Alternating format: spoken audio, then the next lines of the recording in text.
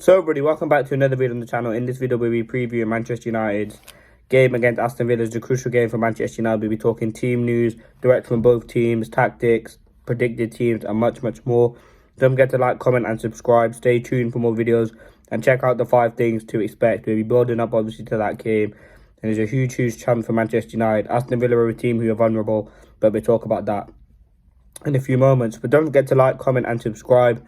Stay tuned for more videos. Let me know which videos you want to see, if there's any ones in particular. Obviously, we're doing some transfer related stuff, we're doing some new stuff, and we're just trying to keep consistent. But let's get straight into it. So as I said, a couple of days ago now, Aston Villa lost, was it 3-0 I believe, to Chelsea, and Chelsea are not the best of sides. As well, they lost to Newcastle a few weeks ago.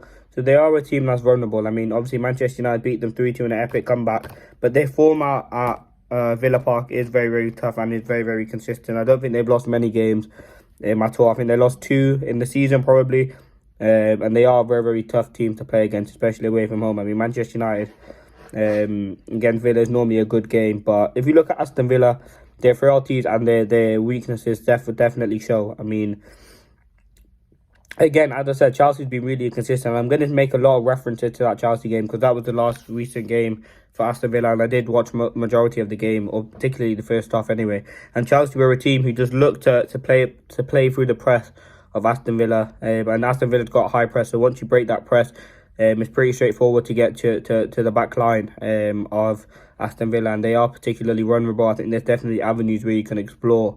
Aston Villa also gave the ball away a lot of mistakes in midfield from the likes of Kamara and McGinn, and obviously we know the two top class quality players, but obviously the frailties have been shown again. They are 2 players who are very good on the ball, but these mistakes Manchester United need to pick up on and hopefully utilise them and capitalise on the mistakes that the team are making. I think that the probability of that happening should be very high, and it's all about Manchester United capitalising on those mistakes. I mean, you look at Aston Villa's press, as I said, is very high. They like to press man for man, don't really leave much space open, but when you do break that press, as I said, you are free, and it's just all about making those right chances in the final third, in my opinion. I mean, Manchester United have been pretty poor in the final third when it comes to marking players and getting rid of players and making the right decisions.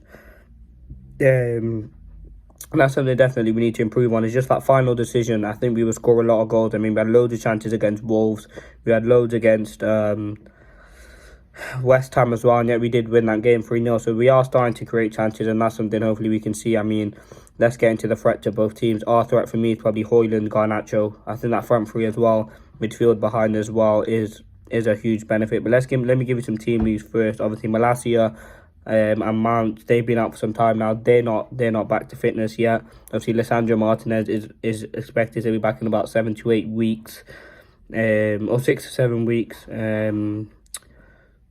And everyone else is fit, I suppose. Obviously, Wan-Bissaka did drop out of training last minute. But let's talk about the threats of both teams. As I said, Højlund, for me, I think we've seen what he can do with the service. I mean, he's getting limited service, and the service has started to pick up in the past few games, and he's got 4 goals in his last 4 games.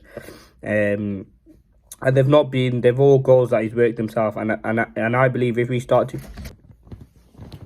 and as I said, it's all about getting that ball to Højlund, and that's something that we need to do massively, because he will create chances for us, and he is a massive threat. I think his potential is outrageous, and he's such a good player to have in our team. Also, on another threat for me, MAINOO. I think he keeps that midfield ticking. He is running it by himself, and it is a pretty difficult job to do. Yes, he's got help from Casemiro, but for me, he's one of the most important players for this Manchester United team currently, and he does show a lot of threat and composure, and a lot of threat for us. I think he's really calm on the ball. That composing nature that he brings is so important, and the confidence that he brings to the team is obviously second to none as well. And it's all about using these threats and playing through the press of Aston Villa to help us utilise what we have. And that's something that we need to see by Manchester United. And I hope we can do that in a game like this, because we do need to show our threats. I mean, Aston Villa are, I think, 4th in the table, and we are quite a few points behind them. So it's all about, we're not going to finish above them. It's all about how many points we can get close to them. And winning this game would be hugely important for us.